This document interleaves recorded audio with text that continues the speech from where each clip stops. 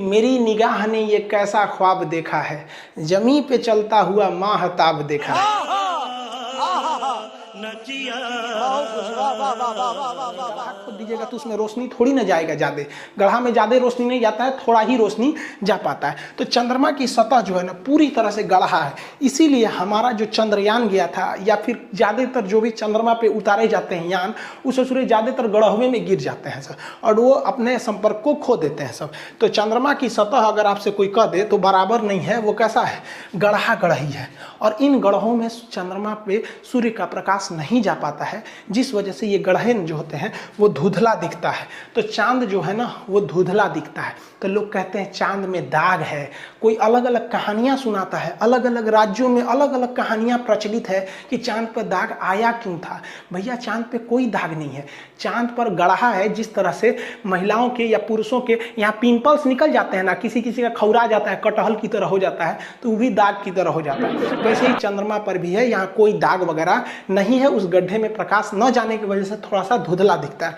English में इसे क्या कहते हैं, मून कहते हैं, और हिंदी में चंद्रमा। उर्दू में क्या कहते हैं, इसे महताब कहा जाता है। कहते हैं ना कि मेरी निगाह ने ये कैसा ख्वाब देखा है, जमी पे चलता हुआ माहताब देखा है। समझ में आ गया कि नहीं। और यूट्यूब है, इस पर थोड़ा सा शायरी कम होना चाहिए, हमको लगा एप्लीकेशन है। चंद्रमा का बहुत महत्व है। सोच रहा बचपन में मम्मी क्या कहती है कि चंदा मामा, बचपन में क्या कहती है, चंदा मामा। और वही लड़कवा जब बड़ा हो जाता है ना तो मम्मी कहती है चांद सी दुल्हन लाएंगे। अरे ससुरा तू नहीं, इसका मतलब तू मामा को दुल्हन बना रही है। अरे अरे भाई, ये कहने के लिए चंदा मामा दूर के पुआ पकाए खीर के। अभी तो हाल ही में करवा चौथ बीता है। करवा चौथ में पत्नी अपने पति को चलनी में देखती है, फिर चांद को देखती है, और गर्लफ्रेंड अपने बॉयफ्रेंड को चायछन्नी में देखती है, क्योंकि उसका पावर कम है। आप देखिएगा एगो लड़का लड़की शादी करके भाग जाएगा सब, अब उसके बाद से लड़कियां पकड़ाएगी ना तो कोर्ट में आके क्या कर देगी, हमको बहला फुसला के लेके भाग गया। अब आप बताइए किसी लड़की को कोई बहला फुसला के भागेगा कि चलो चलो चलो भाग जाते हैं शादी कर लेते हैं, नहीं ना लेके भाग सकते हैं। ऐसे कोई लड़की को लेके भागेगा, और देखो कौआ कौआ कौआ। अरे बहलाया फुसलाया किसको जाता है, जिसके पास बुद्धि नहीं है। तो हमारा कानून कहता है कि देखिए समाज को बेहतर बनाने के लिए जरूरी नहीं कि सब पे कानून बराबर लगे, किसी पे थोड़ा सख्त कर दीजिए, किसी पे कम कर दीजिए। इसका मेन मकसद है हिंदुस्तान को अच्छा रखना, इसीलिए इसको लाया गया है कि थोड़ा बहुत ऊंच नीच हो जाता है। देखिएगा लड़का लड़की अगर भाग जाएगा ना तो कोर्ट में लड़का का कोई ज्यादा वैल्यू नहीं दिया जाएगा, लड़कियां जो कहेगी वो सही हो जाता है। इससे क्यों रखा गया इस चीज को, ये एक तरह से जरूरी भी है, क्योंकि ज्यादा अगर बराबर कर देंगे ना तो फिर समाज में एक डिसबैलेंस हो जाएगा। आप देखिए कि राष्ट्रपति और राज्यपाल जो है इनका आता है अनुच्छेद 14, इसमें बड़ा कंफ्यूजन, ध्यान रखिएगा यूपीएससी में इससे क्वेश्चन पूछता है। इसमें दो तरह की बातें कही गई हैं। एक कहा गया है कि कानून के समक्ष समानता, यानी कानून के आगे सब बराबर है। इसीलिए कानून पे देखेंगे ना एक पट्टी लगा रहता है, औरत पे तलवार ली रहती है, तराजू कहती है कि हमारे आंख पे पट्टी है। अब तुम आगे राष्ट्रपति हो कि चपरासी हो, ऊंचे जाति के हो, दलित हो, मुस्लिम हो, जैन हो, कोई मतलब नहीं, गलती किया छपाक दे काट देंगे। यानी कानून के समक्ष समानता, इक्वेलिटी बिफोर लॉ। बिफोर का मतलब पीछे नहीं, बिफोर का मतलब सामने नहीं, देखते हैं अपोजिट मतलब सामने। तो कानून के सामने सब बराबर है। ये बातें सबसे पहले किसने किया था, एवी डेसी। एवी डेसी एक बहुत बड़े शास्त्री थे, उन्होंने ये बात को बताया था। ये यूपीएससी का क्वेश्चन पूछा है कि एवी डेसी का सिद्धांत कौन है, तो कानून के समक्ष समानता। इसी को फॉलो किया गया ब्रिटेन में। ब्रिटेन में कानून सबके लिए बराबर है, वहां की रानी के लिए भी, प्रधानमंत्री के लिए, सबके लिए भी। लेकिन अमेरिका के लोगों ने कहा कि ये गलत है, कानून सबके लिए बराबर नहीं होना चाहिए। जैसे मान के चलिए कि कोई 5 साल का लड़का है, वो क्लास 5, मान लीजिए कोई क्लास 5 साल का लड़का है, और कोई लड़का 20 साल का है, तो क्या एक ही कानून दोनों पे लागू कर देंगे। देखिए तो 5 साल के लड़के का टिकट ट्रेन में आधा लगता है, और 20 साल के लड़के का टिकट पूरा लगता है। अब अगर कोई सुप्रीम कोर्ट में केस ठोक दे इस आधार पर कि सुप्रीम कोर्ट आप बहुत बड़े कानून के रक्षक बनते हैं, ये बताइए हम 20 साल के हैं तब वो भारत के नागरिक हो, बचो है तो वो भारत का, ओकरा आधा का है लग रहा है, हमरा का है पूरा लग रहा है। समझ में आया कि नहीं आया।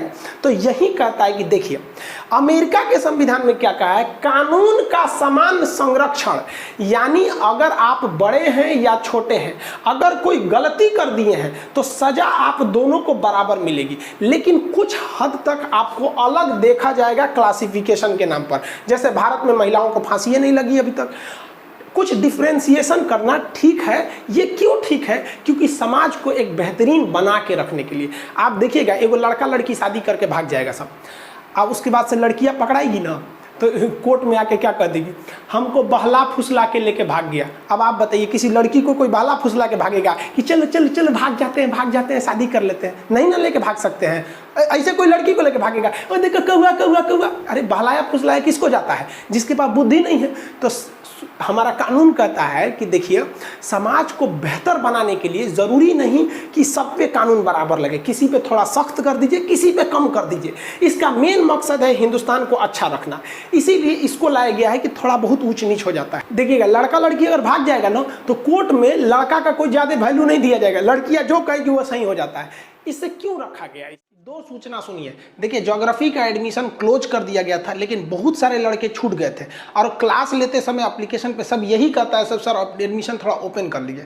तो ये जो दीपावली आ रही है, तो इसके अवसर पर हम ये ज्योग्राफी का एडमिशन ओपन कर रहे हैं। आप उसमें जाके मिनिमम फी में geography, topography, astronomy, geology total चीज कर सकते हैं, पूरा पोर्शन। उसमें से आप एकदम ग्रुप डी से लेके यूपीएससी तक का कंप्लीट आप देख लेंगे। आप ऐसे भी टॉपिक देख के तो समझते ही कितना है, तो आप उसमें जाके ले सकते हैं। अभी भी उसका एडमिशन फी कितना 200 रखा गया है। पहला सूचना ये, जल्दी लीजिएगा, ये कभी भी बंद हो सकता है, क्योंकि सर्वर पे ज़्यादा भीड़ नहीं करना है, वरना धीमा चलने लगता है सर्वर। दूसरी बात कि जो लोग कॉल कर करके ऑफिस टीम को परेशान कर दिए कि खान सर से कहिए हमारा थोड़ा सा स्पॉन्सर कर दे, भाई हमने किसी का स्पॉन्सर नहीं करते, हम खुद के बारे में कभी बोलबे नहीं करते, तो आपका कहाँ से बोलेंगे।